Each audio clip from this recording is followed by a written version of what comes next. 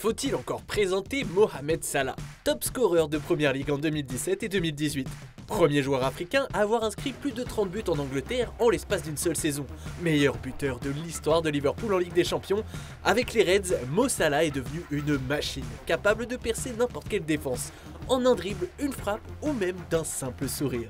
Pourtant, à son arrivée dans la Mersey, personne ne le voyait arriver aussi haut. Alors, comment le natif de Bassioun est-il devenu le roi d'Égypte ?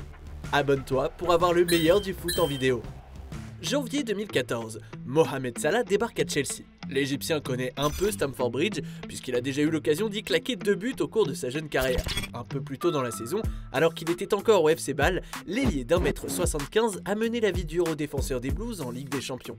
L'année d'avant, c'était pareil. En demi-finale de C3, les Suisses ont failli créer l'exploit en éliminant Chelsea grâce à une réalisation de leur pépite, avant de s'effondrer en deuxième mi-temps.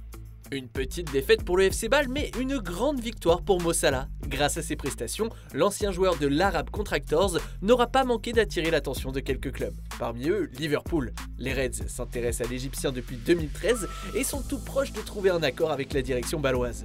Pas de bol, c'était mal connaître la détermination d'un certain José Mourinho. 7 mois après son retour sur le banc des Blues, le Mou n'a pas hésité à contacter directement Mohamed Salah pour le convaincre de venir. Résultat, le Special One lance sa recrue 2 semaines plus tard face à Newcastle.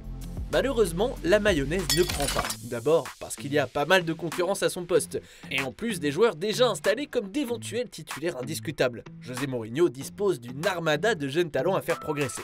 Le souci, c'est que tout le monde ne peut pas jouer en même temps dans un effectif qui manque cruellement d'expérience. C'est d'ailleurs pour pallier à ce problème que le technicien portugais a décidé de recruter Cesc Fabregas, Diego Costa, Filipe Luis ou encore Didier Drogba l'été suivant.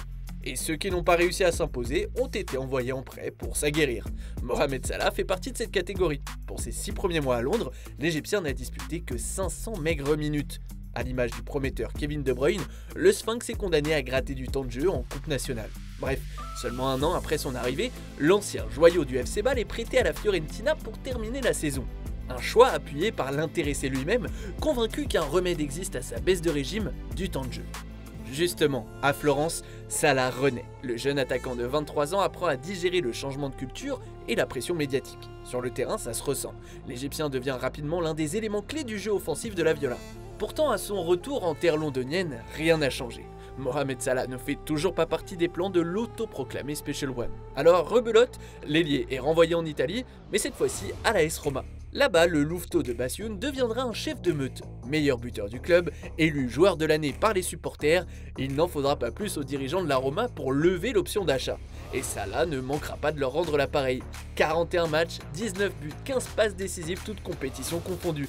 L'Égyptien le disait lui-même quelques années plus tôt, dans 5 ans, peut-être que je convertirai la plupart de mes occasions. Il avait vu juste, Liverpool aussi. À l'été 2017, les Reds s'empressent de rattraper le temps perdu et reviennent à la charge pour récupérer Salah. Le club de la Mersey débourse pas moins de 42 millions d'euros pour s'attacher les services de l'ailier. Il devient à l'époque le joueur africain le plus cher de l'histoire, devant son nouveau coéquipier Sadio Mané. Pas seulement, par la même occasion, il devient le deuxième joueur le plus onéreux de l'histoire des Reds derrière Christian Benteke. Ouais, Christian Benteke. Bref, à son arrivée, le pharaon doit prouver que son sarcophage n'est pas en or plaqué. Faut dire que sa cote a pris un peu de plomb dans l'aile en Angleterre à cause de son passage raté à Chelsea. Mais tu le sais comme moi, il ne faudra pas longtemps à Mo Salah pour balayer les doutes d'un plat du pied gauche.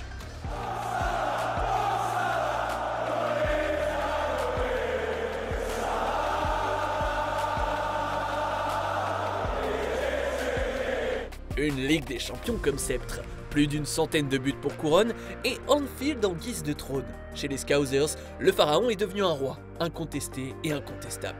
Et ce n'est pas José Mourinho qui vous dira le contraire. And people tries to identify me with the coach that sold Salah. I am the coach that bought Salah. Comme quoi, il n'y a pas qu'Arsenal qui se trompe dans ses choix sportifs. Qu'importe, Mohamed Salah est devenu l'un des symboles du retour de Liverpool parmi les cadors européens. Et aujourd'hui, il représente même peut-être encore un peu plus que ça. Depuis l'arrivée de l'attaquant dans la Mersey, une étude a démontré que l'islamophobie a reculé de 18% à Liverpool. Certains se seraient même convertis à l'islam grâce à son influence.